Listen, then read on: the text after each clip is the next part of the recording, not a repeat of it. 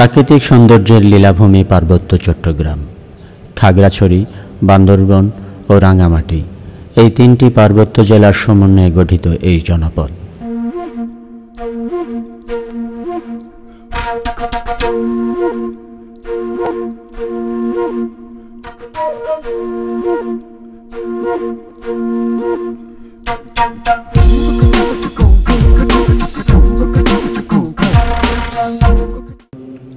দুর্গম পার্বত্য অঞ্চলের যাতায়াত ব্যবস্থা এখন আর দুর্গম নয়। জেলা শহর থেকে থানা পর্যায় পর্যন্ত পৌঁছে গেছে পাকা সড়ক।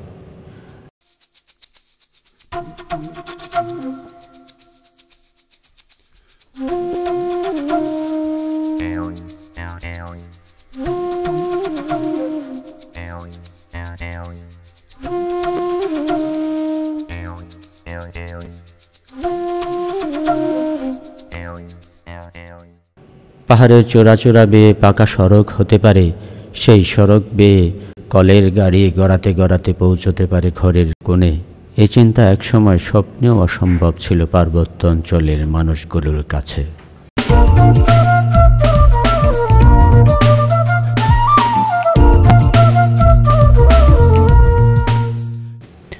কিন্তু আধুনিকতার স্পর্শে সেই অসম্ভব স্বপ্নও বাস্তবে রূপ নিয়েছে।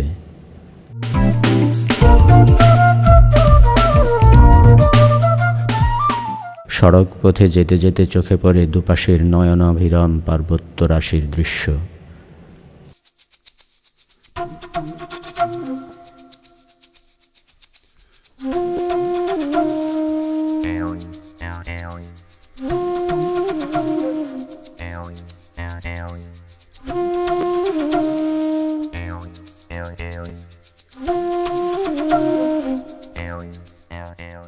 তবে পর্বতরাশি সবচাইতে উপভোগ্য হয় নৌপথে।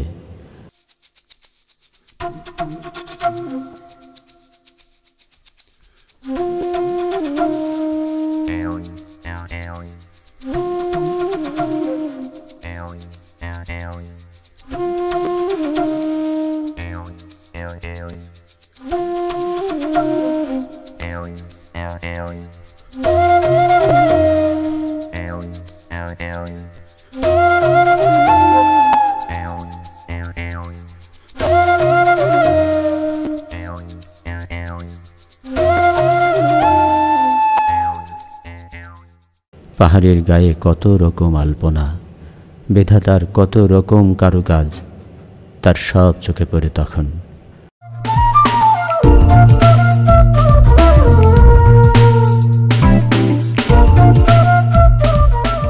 নৌপথে যেতে যেতে সত্যি মনে হয় বিধাতা কত যত্ন করে এই প্রকৃতিকে সাজিয়ে রেখেছেন। যাতায়াতের সুবিধা আর পানির উৎসের কাছাকাছি গড়ে ওঠে পাহাড়ি বসতি। বাঁশের মাচার উপর তৈরি হয় আদিবাসীদের ঘর বাড়ি। বাঁশের বেড়া দিয়ে নিজেদের প্রয়োজন মতো কক্ষ সাজিয়ে নেয়। রান্নাঘর, শোবার ঘর, বসার ঘর সবই থাকে এসব ঘর বাড়িতে।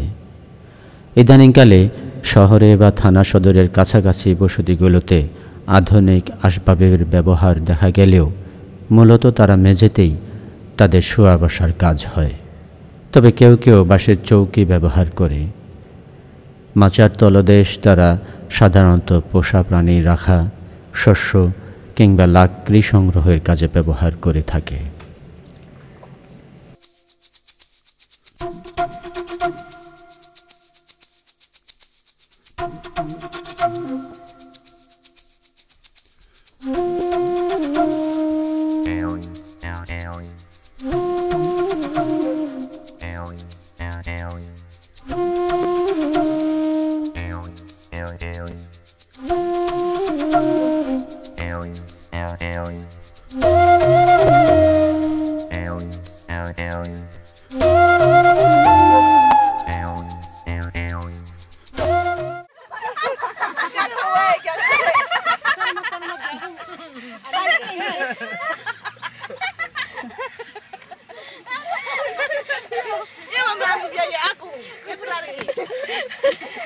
Minah,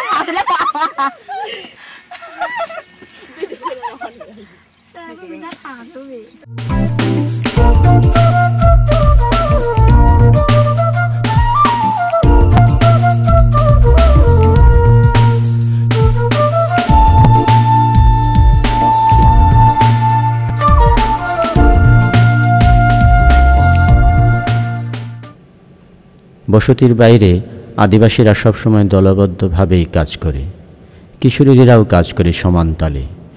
শৈশব থেকেই কঠিন পরিশ্রমের দীক্ষা নিয়ে গড়ে ওঠে তাদের জীবন। কাজের মাঝেও তারা নিজেদের সাজিয়ে নেয় প্রকৃতির সাজে। পাহাড়ি ঘাসফুল প্রায়শই অলংকার হয়ে চড়ে বসে পাহাড়ি কিশোরীদের খোঁপায়।